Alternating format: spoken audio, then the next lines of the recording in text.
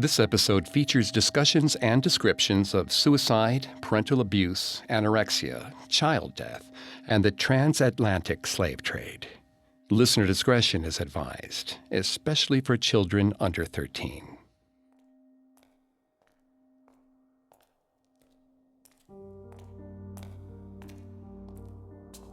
Being the groundskeeper for a closed mausoleum was a thankless job.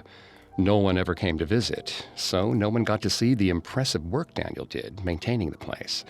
And then there were the rumors in town to deal with. The after-hour visitors trying to sneak a peek. It seemed that everyone on the island wanted to know if the coffins moved inside the Chase vault. Daniel had never seen the coffins, but he had heard them. As he tended to the surrounding grass just after sundown, he could hear the stones and spirits moving around the room, a scratching of the coral floor, and a strange screaming on the wind. It didn't bother him much, as they seemed to keep to themselves, and the pay was good, so he kept his mouth shut. Tonight, however, the rattling was louder than usual, more than a gentle scrape. It was like a shudder in a hurricane. A particularly loud rattle made him jump in fright. He took a few steps backward. The ground was beginning to shake. He heard a crash and an unearthly high-pitched screech. Something wanted out. Badly. The doors surged forward and back. Then they swung outward, shattering the lock. A thick, foul smell seeped into the air. Daniel covered his nose and mouth, gagging at the pungent odor. A strangled noise got stuck in his throat as a corpse crawled out of the once sealed mausoleum, heading straight towards him.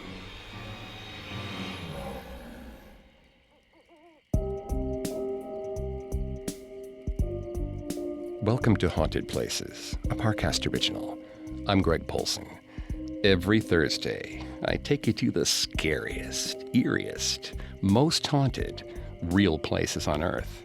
This week, join me on a supernatural journey to the Chase Vault on the island of Barbados, home to a group of 19th century coffins that can be heard switching places on dark tropical nights.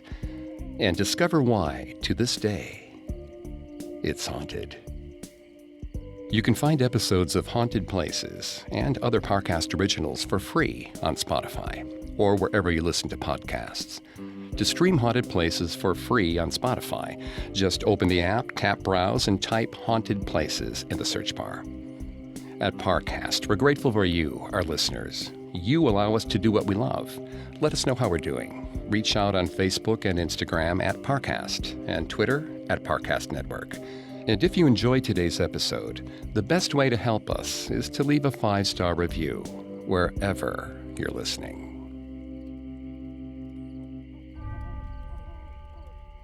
Christchurch, Barbados, is one of the 6 parishes established by the island colony's first Western governor, Sir William Tufton, in 1629. The southwest coastal area has scenic views where the waters brush softly against the land. But the picturesque surroundings conceal a dark story of social and ecological devastation. The indigenous communities of Barbados have always cultivated sugar for rum and feedstock, but it quickly became a lucrative export for white settlers. Struggling to keep up with demands, they abandoned the practice of hiring indentured servants and instead trafficked in slaves from West Africa. By the 1800s, Barbados was home to more than 385,000 African slaves. Traffickers and slave owners used forced reproduction in order to reduce costs, eventually making Barbados the only British Caribbean island that didn't need to import slaves. This growing sugar trade and lowered production costs led to an explosion of wealth among white settlers. They quickly sought ways to demonstrate their newfound power and influence. For Colonel Thomas Chase, that included the purchase of a burial vault for his family. Constructed and carved from hard coral, the underground vault was built in the Christchurch Parish Cemetery during the early 1700s by the Waldron family, but it sat vacant for nearly a century. In 1807, Mrs. Thomasina Goddard became the first person to be laid to rest inside the vault. Soon after, the vault was sold to the Chase family. They left Mrs. Goddard's remains inside, out of respect, and added one of Colonel Chase's own daughters, Anna Maria Chase, in 1808. 4 years later, her sister Dorcas would join her. When her father joined them a few months later, in 1812, a very strange sight greeted the mourners. The coffins had moved around. No matter how many times masons and workers stacked them in an orderly manner and walled them up within the crypt, the heavy lead boxes would be strewn about the room, bodies peering out eerily from resting places that had been nailed shut. This inexplicable phenomena has consumed supernatural researchers for over 2 centuries, but there's one element they all agree on. The Chase family's secrets were even darker than the confined chamber where their restless coffins were kept. Dorcas's final meal on earth had been roast pig. If she closed her eyes, she could still feel the sweet, stringy meat melting on her tongue. The air would fill with that sweet, salty, perfect smell. Her bedroom would transform into the dining room. The last few scrapings of mashed potatoes would smile at her from her plate. She held onto the memory tightly as her body wasted away. It had been a delicious last meal.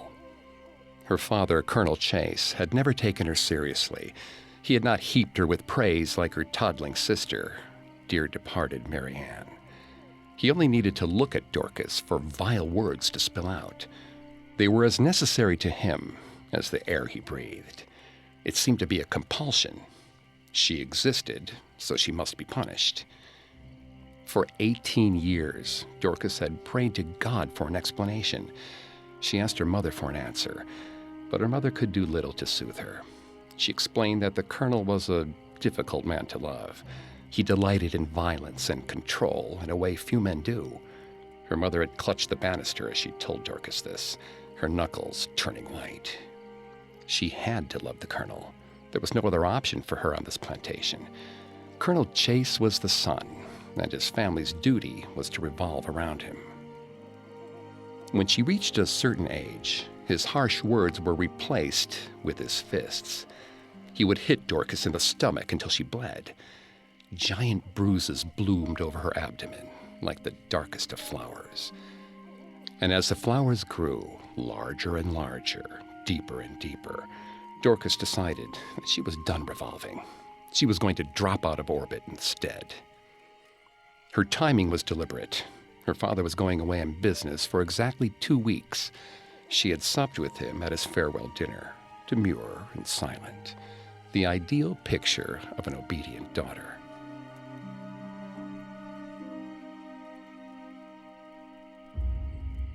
Still, he used his fists on her again. She smiled through the pain. It was easy to smile, now that she had a plan. Colonel Chase wanted nothing more than to be seen as an important man, like the neighboring Waldrons.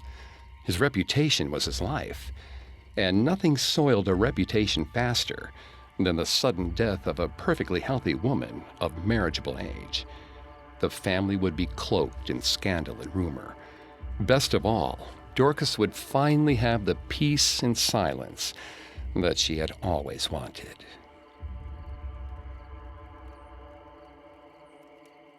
He was coming home today, and she could already feel her body failing her.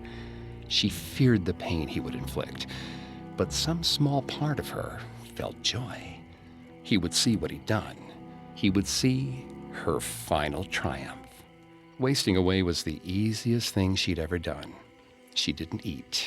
She didn't drink. She didn't speak. She acted as though she were already dead, and in a way, she was. Her skin had grown waxy and sallow. Her long brown hair was falling out in clumps. She was no longer anyone's definition of beauty, and that suited her quite well. Despite the heat of the island sun, Dorcas only breathed winter air. ice creeping through her lungs and over her skin. When she walked, her body shook with the feeling of cool water spilling over her head and down her limbs. Her sense of balance ebbed and flowed with the current. On one occasion, Dorcas had simply fallen to the floor. Her body could no longer bear the weight of living. The ground called her. It sang in her ears at night, asking her to make a warm blanket from layers of sand and dirt. She would simply become part of the earth. It was sorely tempting. From her spot by the window, she stared out at the shore. She could picture driving her hands into the sand, deeper and deeper until it covered her. The fractured flashes of lightning and shards of shell wearing away what remained of her skin. If only she could get up and do it. Her desire to sink into the earth, to be ground down by time like sea glass on the shore, would have to stay latched to her chest, an unattainable fantasy.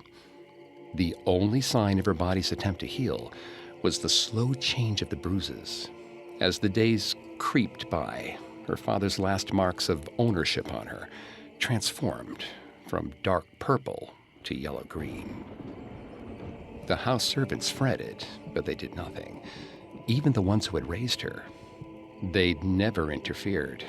She didn't expect them to.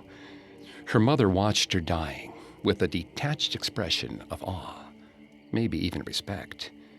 At least someone was escaping. Several days in, the pangs had started. The bruises had taken root under her skin and began to pull whatever nutrients were left from her body. She could feel them digging deep, giant thorns and twisting roots slicing through and consuming her insides. There were days when the pain made the entire world fall out of focus. Salt would build up in her eyes, with no moisture to form into tears. She would claw at the skin on her face, and the salt would linger, seeping into new wounds. Today, the pain was a reminder. Soon she would be free. In a handful of hours, everything would be gone. The colonel made his grand entrance through the house. Even though she was in the upstairs parlor, she could hear his stomping boots against the wood floors on the lower level. He yelled at his attendants to remove his shoes and coat for him. Dorcas waited. She strained her ears to listen as he moved about the house. He greeted his wife. He didn't ask where his eldest daughter was. Perhaps she was already a ghost to him. Hours passed slowly. Her eyes were growing heavy with sleep. Death was on the horizon for her. The boat was already skimming the shores. Then, the colonel made his appearance. He slapped her awake.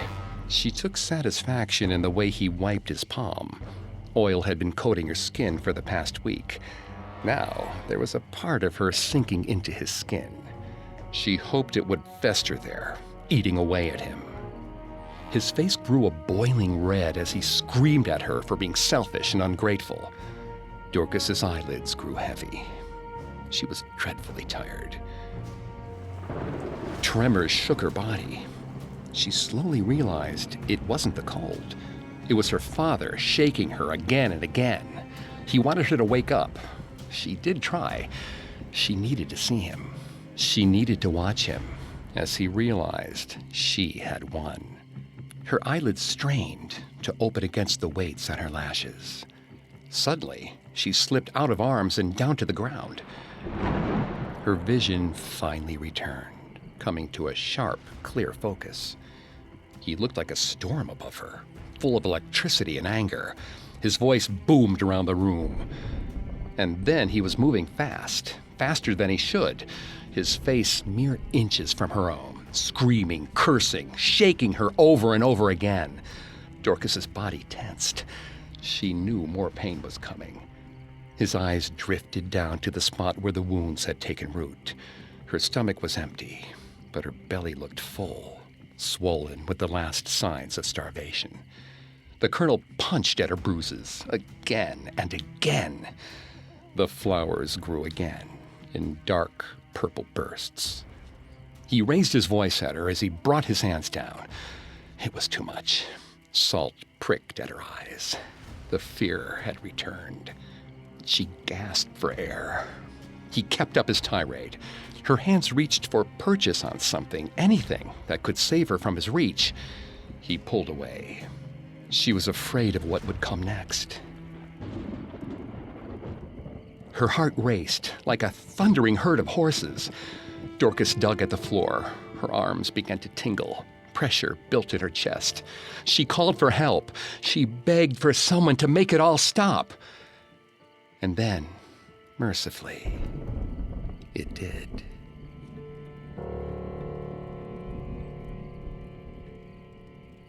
Dorcas Chase, the oldest daughter of Colonel Thomas Chase, was laid to rest in the family vault on July 6, 1812. Colonel Chase was a violent slave owner and domestic abuser, with his eldest child as his favorite target.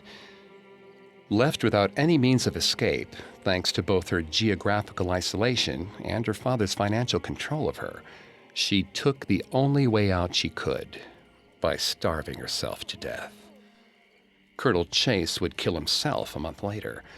He left no note, but the rumors that swirled around the family as a result of Dorcas's last act of defiance were likely a key factor. Chase was to be interred on August 9th, 1812, but when they opened the vault, the church rector and cemetery workers were stunned. Both Mary Ann and Dorcas's heavy coffins had been disturbed, lying on the floor in total disarray. Unnerved, they righted all the coffins and quickly closed the vault. In 1816, the mausoleum was reopened for another burial. It happened again.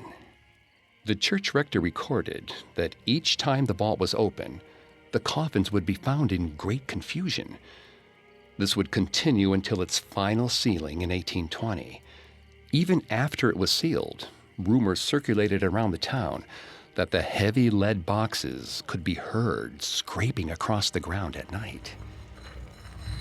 It's never been clear if these sounds were the dead trying to escape or simply trying to create enough noise that someone might be tempted to step inside. Up next, we'll follow another dark chapter in the curious story of the Chase family. Now, back to the story.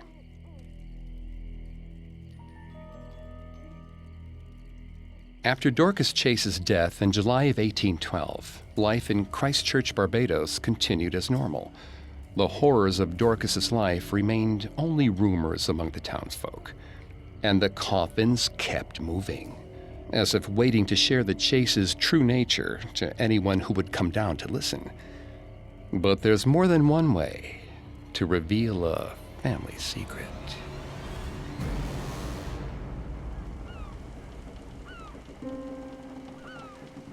Honoria wasn't there when her cousin Dorcas died. Dorcas had written her several letters, pleading for help to escape her father. Honoria had promised to visit, but when she arrived on the shores of Barbados, her cousin was already dead and buried. Colonel Chase claimed his daughter had suffered from a sudden wasting disease, but Honoria refused to believe it. Dorcas had never been sick, even when the whole household was racked with fever. Something was wrong, and Honoria was going to discover the truth. Both her family and servants offered to walk her to the mausoleum, but she needed to do it on her own. She had made a promise to her cousin and failed. She owed Dorcas a proper memorial and penance before she would set out to find vengeance. The rain was melting the dirt road, turning it into sludge. Each step required more effort than usual as her slippers sank into the mud. Mud caked on the hem of her dress. Her driver suggested it might be best to come back another day. She ignored him. In the distance, she heard stone scraping against stone.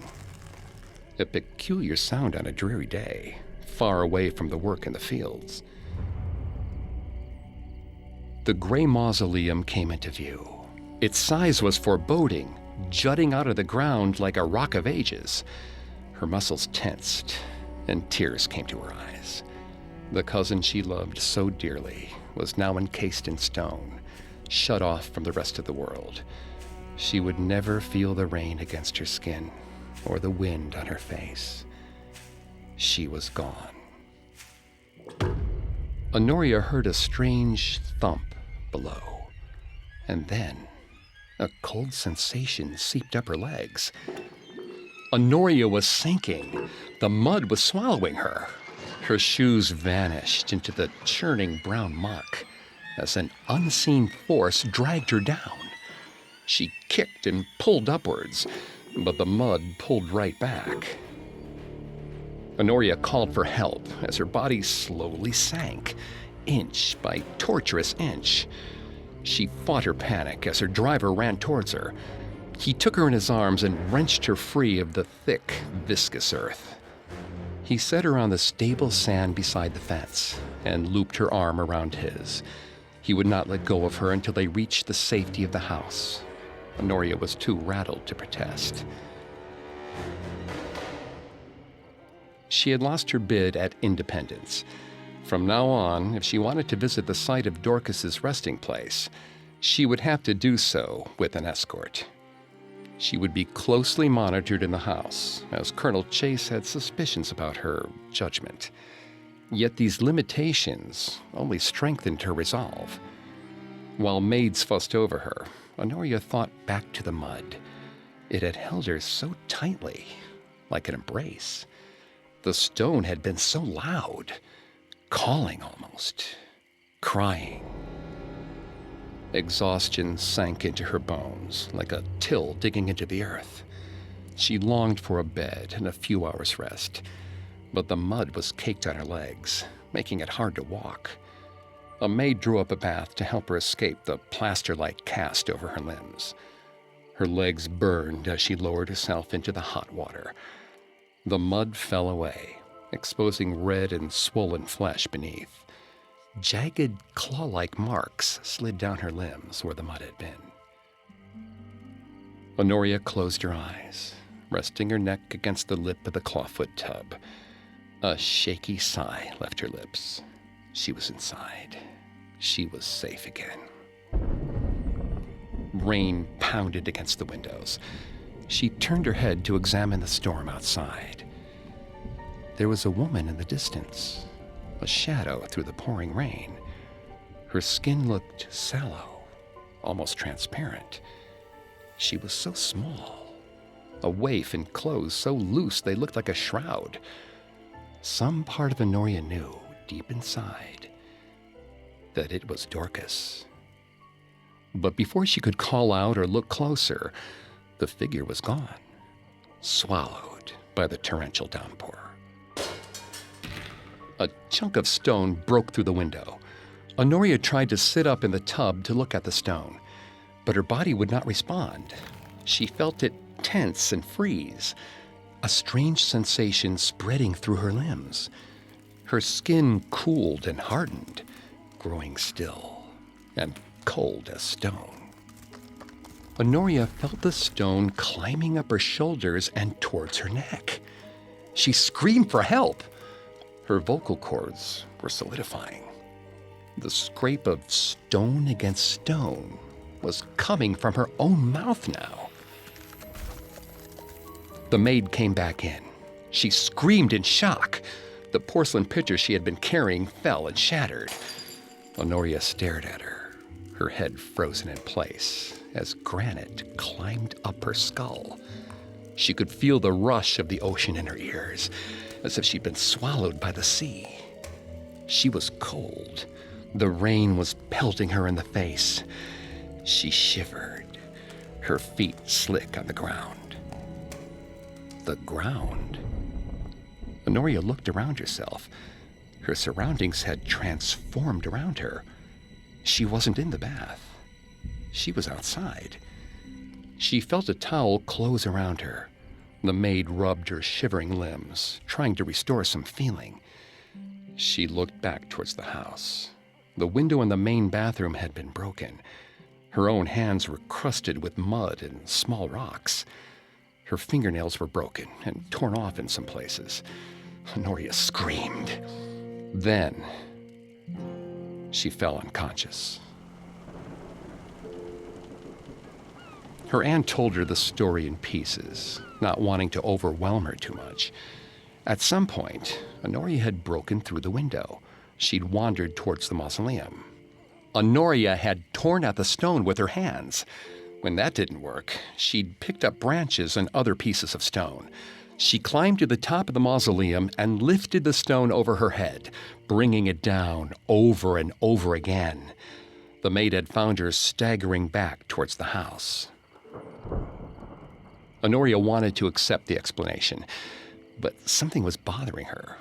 The shards of glass from the broken window were on the inside of the house, not on the terrace. There were deep scratches on the porcelain floors, as if great stones had moved across them. She pointed these things out, but her aunt wouldn't listen to her. No one would. So, Honoria trudged upstairs to her room. She wiped aloe on her cuts and scrapes, trying to take solace in the small markers of civilization. The wooden floor and massive bed frame, soft sheets and beautiful floral patterns. She was alive. She was safe.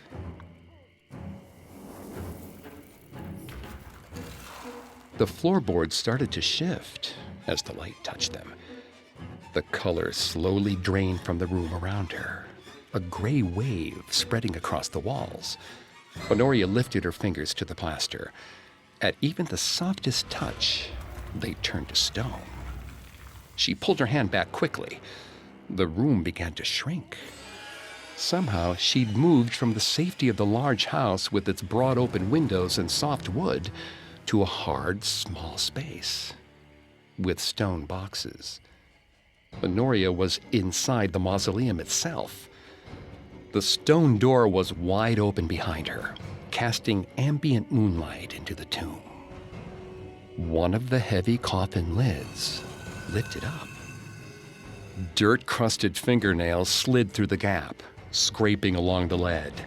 The bony fingers gripped tight as a dark shape rose, throwing the heavy lid aside completely. The bloated and blue body of Dorcas climbed up, toppling forward and then sliding towards her cousin's feet. Dorcas tried to pull her body up, but her legs were too decayed to sustain her weight. She collapsed again. Horrified, Honoria bent to the ground and helped her dear cousin up. Dorcas smiled at her sweetly, serenely. "So glad you could join me," she said, as the stone door slid shut again. All light and all wind left, leaving only the scraping of lead on stone. Supernatural experts, folklorists, and even the chase's own contemporaries have theories to explain the mysterious moving coffins of Barbados. An earthquake could create enough force to knock the lead coffins from their resting places. However, earthquakes are not particularly common in Barbados or the Caribbean at large, and there were no recorded quakes or resulting tsunamis in the summer of 1812. Even if the earthquake simply wasn't recorded, it's unlikely that a tremor would have only hit the area next to the church. The area could have flooded. The rising water levels could have pushed the coffins up and moved them around.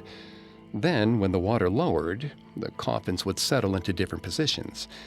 But no one could find any evidence of lingering moisture or water damage in the space. A fine layer of sand was dusted over the entrance to help detect any robbers attempting to enter the mausoleum. But the sand was undisturbed, and all of the deceased's valuables remained in place. On an island with such large economic disparities, it was hard to imagine why someone would break in but not take anything from the bodies. The locals, however, had a much different interpretation of events than the white colonizers who had forcibly taken their island. Both Dorcas and Colonel Thomas Chase eventually committed suicide. Many locals believed that this was the true reason for the moving coffins. The other bodies didn't want to be next to those who had perished by their own hand and were trying to force the coffins out of the tomb. It was one last painful injustice. Dorcas still could not find safety or understanding in death.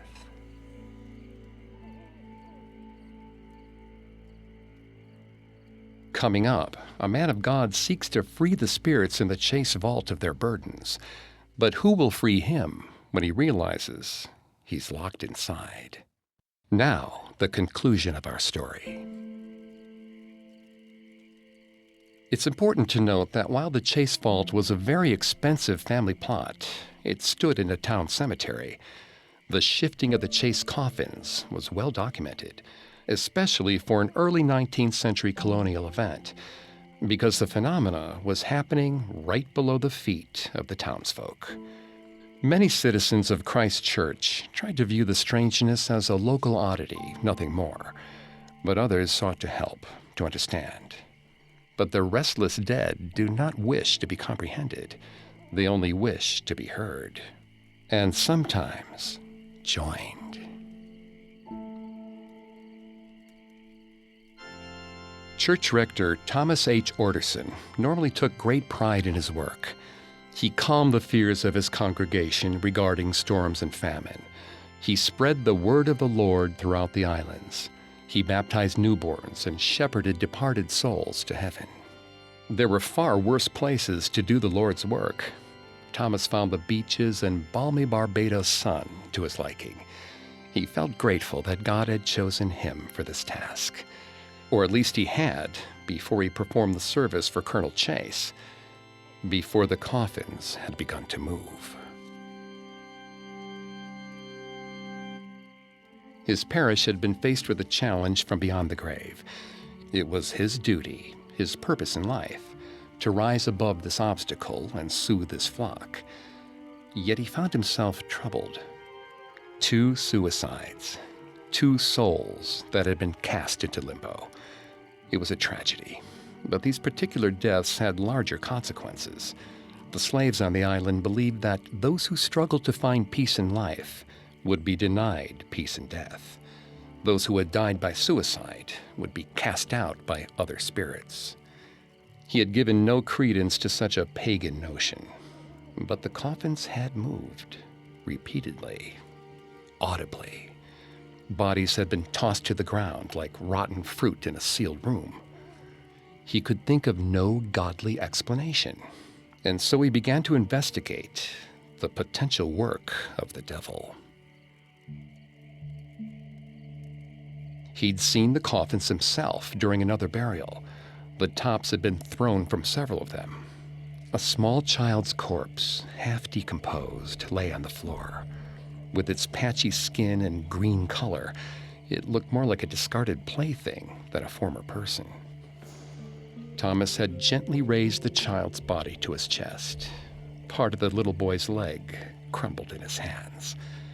Time had worn the bones down to paper. There was another corpse on the floor.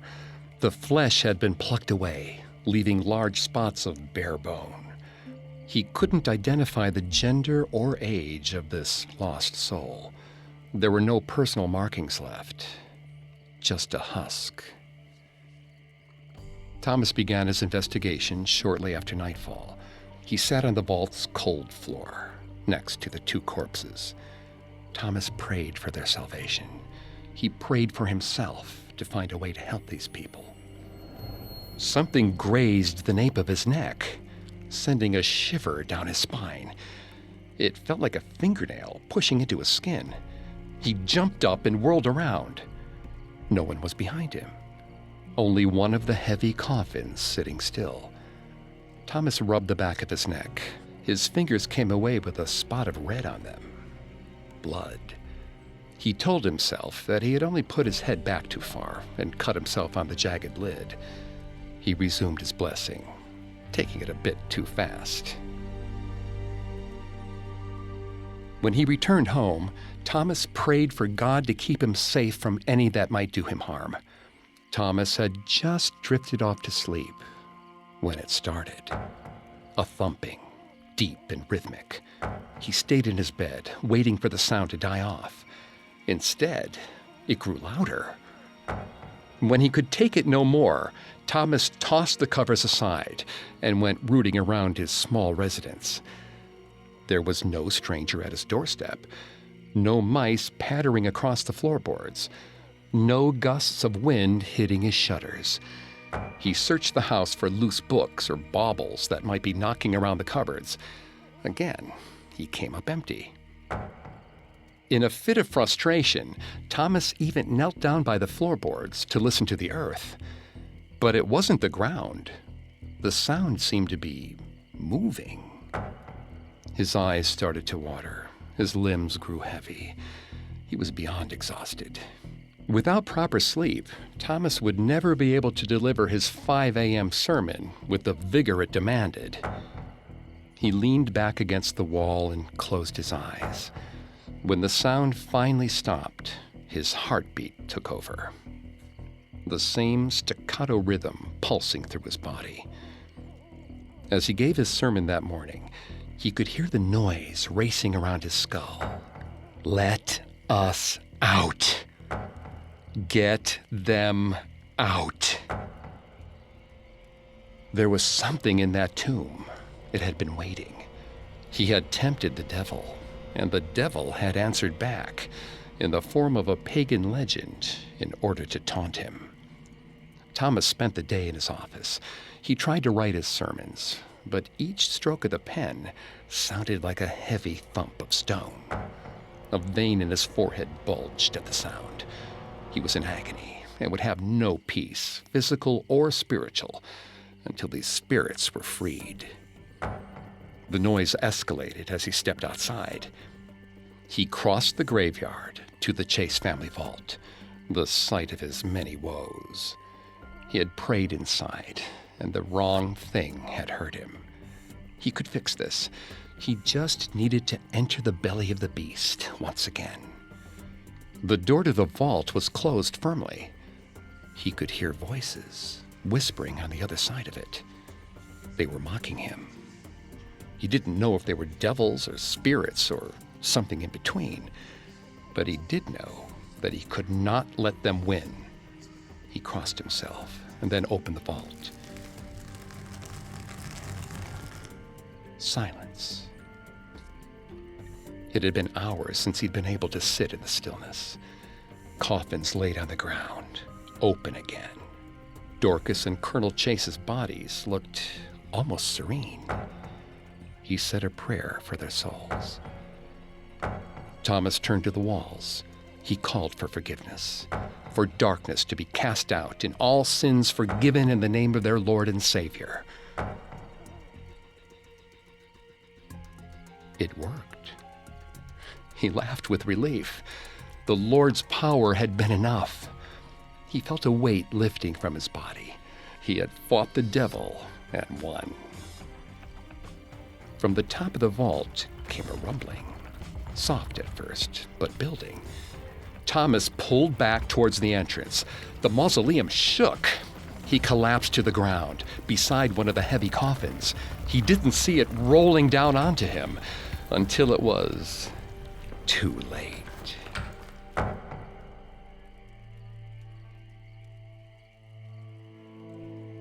The last opening of the Chase Vault occurred on April 18, 1820. After several complaints that there was a sound coming from inside the mausoleum, Governor of the island, Lord Combermere, decided to investigate the site for himself. Aided by 2 other high-ranking men, Lord Combermere descended upon the tomb. Inside, the coffins had been shuffled around once more. This was perplexing for 2 reasons. 1, because the coffins were made of lead and required 6 men to carry them into place. And 2, because Masons had carefully sealed the tomb in 1819. Before sealing the entrance shut, the Masons had ensured that the coffins had all been restored to their proper positions within the mausoleum. After the opening in 1820, Lord Combermere declared that the mausoleum itself should be sealed permanently. The coffins were buried in the ground beside the tomb and have stayed in place ever since. The vault was never opened again. Did the separate burials of the Chase family end their problems in the afterlife? It's possible. Dorcas and Colonel Chase were moved out of the vault and buried separately, stacked on top of each other. Even in death, Dorcas could not escape her father. But there's an even darker question to contemplate here. The Chase family was known for their cruelty. They were said to be some of the most vicious slave owners on the island of Barbados, and Dorcas's father reveled in torturing his own family. Perhaps another source saw fit to mete out its own form of justice. It denied the family their desired resting place, one that had been purchased with blood money. Instead, they would be buried in the ground like everyone else. Our family histories never die with us, as much as we wish to hide our secrets. They leave stains on the land, eerie pockets of pain and suffering. The Chase Vault is surrounded by one of the most beautiful environments in the world, and yet standing beside it is said to make the blood run cold, even in the warm Caribbean breeze. So when the sounds of lead on coral drown out the white-capped waves, be wary. It might be you the spirits cast out next.